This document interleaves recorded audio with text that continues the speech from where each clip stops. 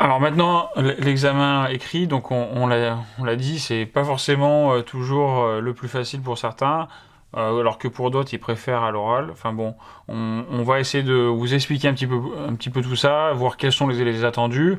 Alors justement, comment ça se passe cet examen écrit?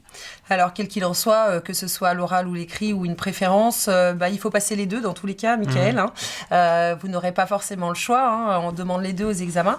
Donc, sur ce qui concerne la partie écrite, on va vous demander de rédiger, bien sûr, des documents parce que c'est votre métier propre, hein. Et puis, donc, par rapport à des cas ou quelque chose qu'on va vous donner, un contexte qu'on va vous donner, et d'utiliser les logiciels adaptés surtout pour rédiger ces documents-là et dans un temps donné. Ça veut dire que vous aurez à faire ça sur un certain temps et produire tous les documents demandés.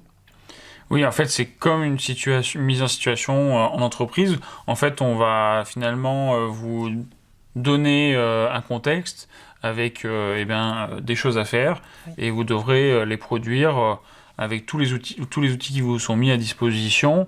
Bien entendu, vous pouvez même parfois, alors à vérifier parce que votre référentiel change tous les 3 à 5 ans, donc il faut vraiment voir quelle version vous allez passer, donc ça je vous invite à voir avec vos référents.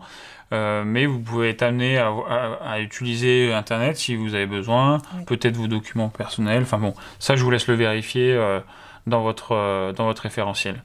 Ce que je propose, c'est qu'on parle ensuite de votre oral.